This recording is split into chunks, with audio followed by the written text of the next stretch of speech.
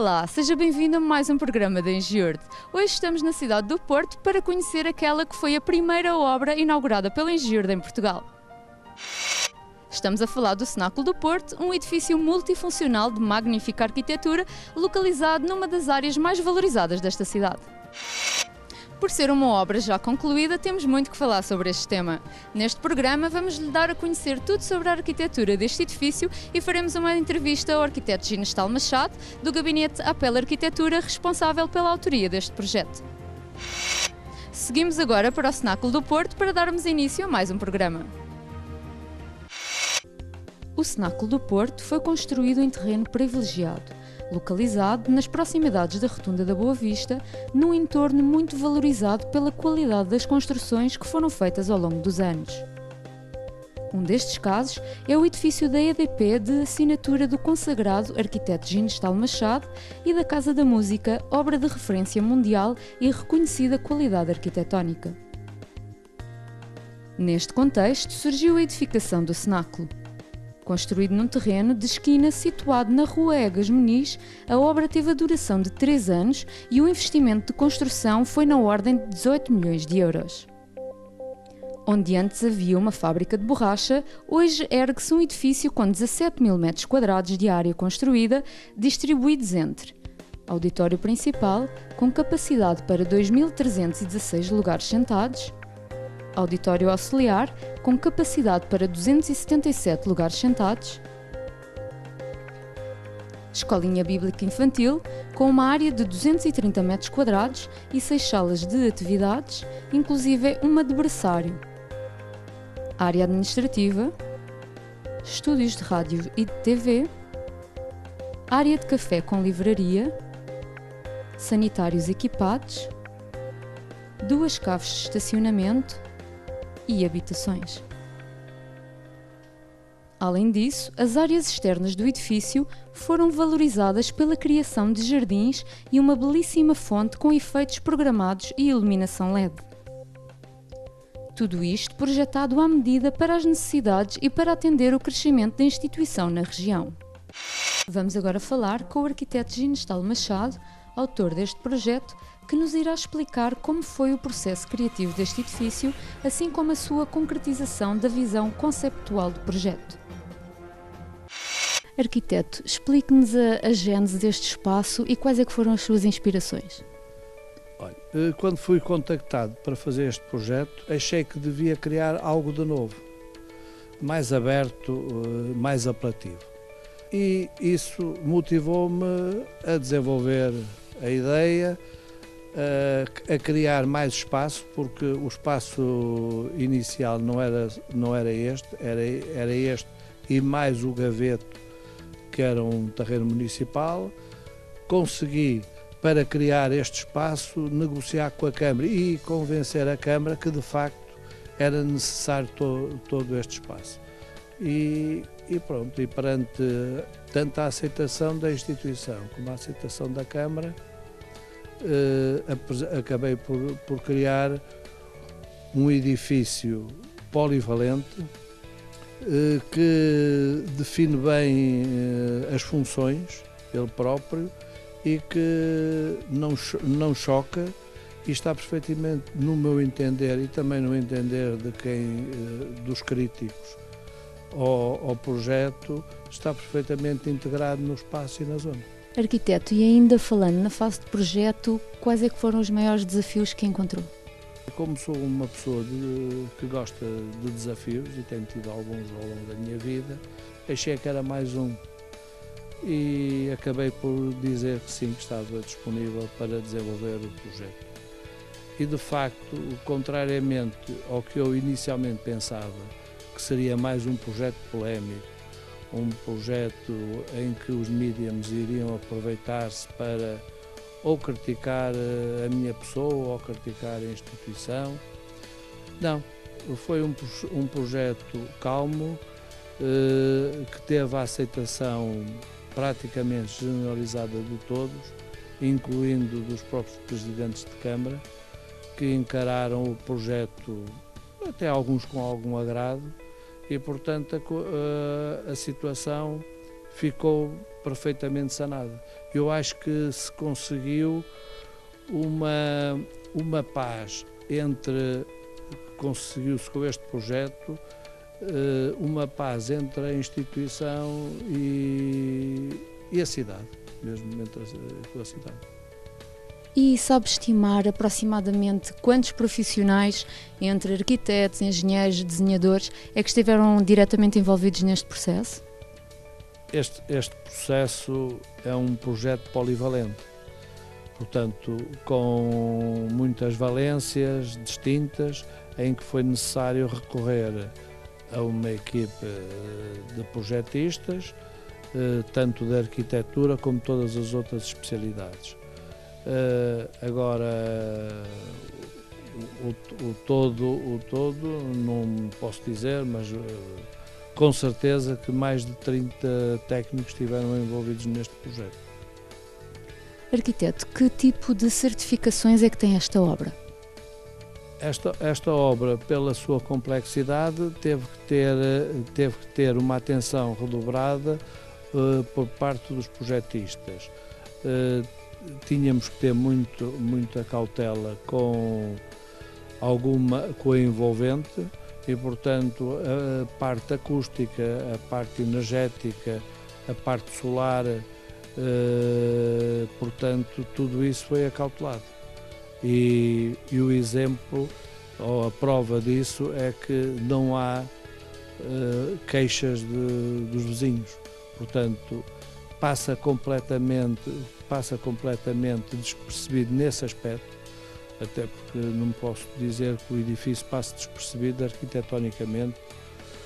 Isso não passou a ser uma referência e um marco na cidade, mais mas com os problemas de tráfego, com os problemas de som, tudo isso foi ultrapassado e a prova é que até hoje não houve uma única reclamação, o que não tem acontecido em outros edifícios adaptados.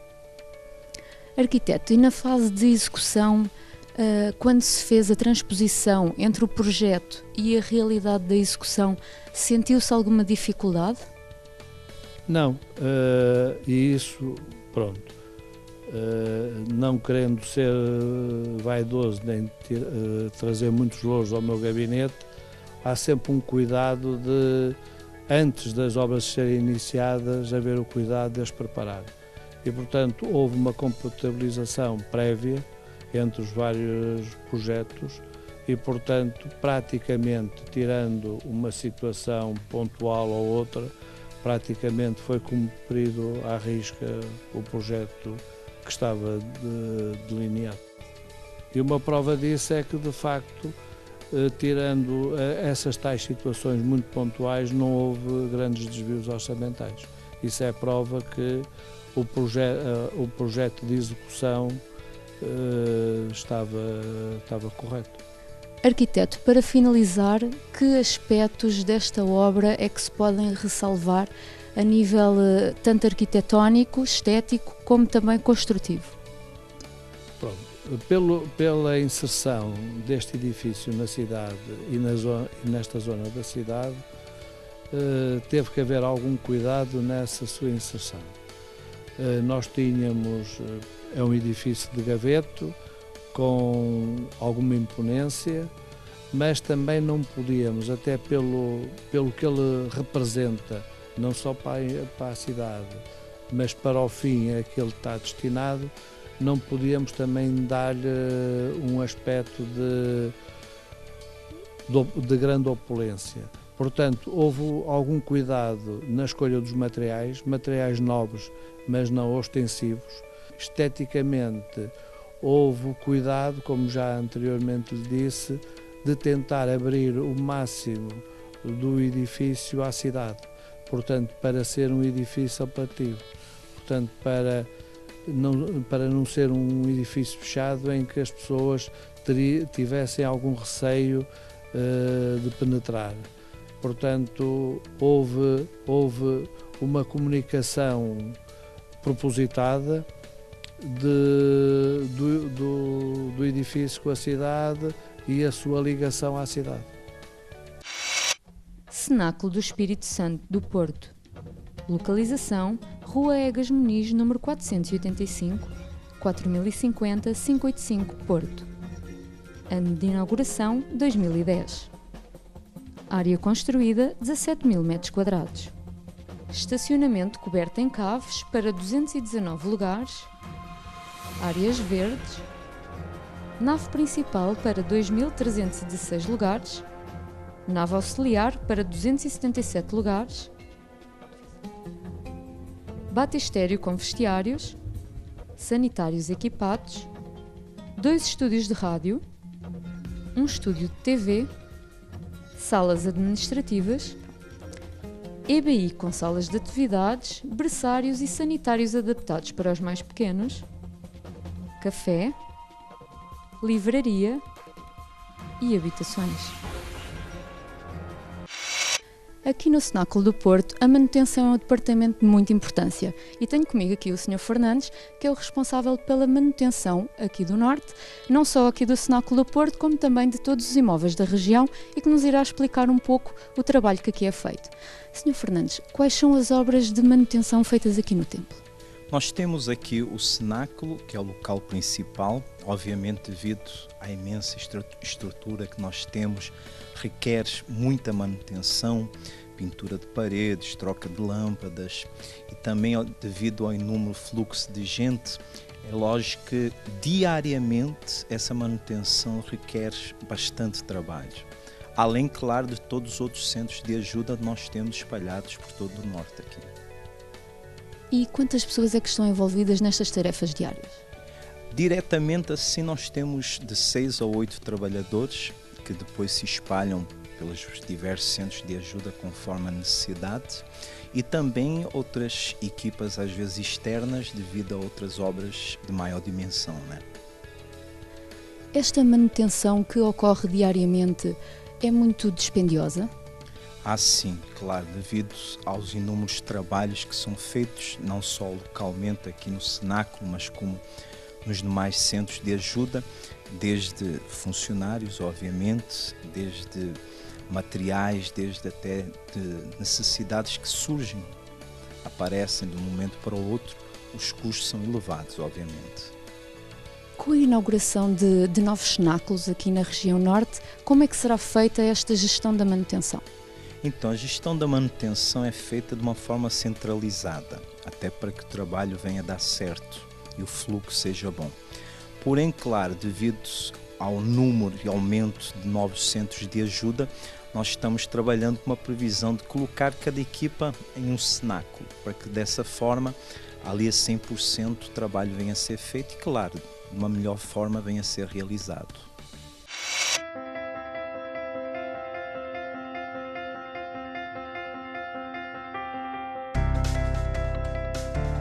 As habitações contam com espaços cada vez mais pequenos e é preciso alguma perícia e muita criatividade para ajudar a diminuir a sensação de habitar num cubículo. As dicas desta semana servem para aumentar a sensação de espaço nos apartamentos. Evite os forros de gesso e sempre que puder opte pela laje estocada com iluminação de sobrepor. Para compensar a falta de spots direcionáveis, opte por candeeiros de pé ou iluminação de parede. Use poucos móveis, porém grandes, com um bom design e que atendam às necessidades do espaço. Abra mão de mobiliário supérfluo, como por exemplo mesas laterais ou mesas de centro. Garanta uma circulação mínima de 60 cm entre móveis. Opte por linhas horizontais, e isso também se aplica nos móveis. Estantes baixas e horizontais, sofás de costas baixas e estantes compridas parecem ampliar o ambiente. Se for remodelar, opte por reduzir o número de assoalhadas e garantir que as áreas sejam bem mais generosas. Instale móveis suspensos e ganhe em leveza e área de circulação. Deixe o piso livre, porém, se optar por tapetes, prefira os modelos de grandes dimensões que dão uma sensação de unidade e amplitude nos espaços. Evite poluir a superfície dos móveis com objetos ou enfeites grandes. É de senso comum que as cores claras transmitem a sensação de que o ambiente é maior, portanto, opte por brancos e tons pastéis. Os espelhos criam uma ilusão de ótica de amplitude, mas o segredo está em usá-lo de forma em que ele se torne imperceptível.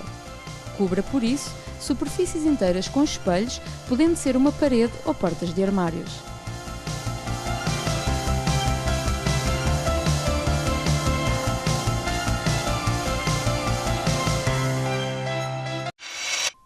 Ficamos por aqui em mais um programa da Engiur, mas conto consigo para a próxima semana, onde vamos estar com a empresa Durpol Construções, responsável pela fiscalização desta obra, para lhe explicar melhor o papel da fiscalização e abordar também assuntos mais técnicos relacionados com a engenharia. Obrigada por ter estado connosco, até um próximo encontro, tenha uma ótima semana!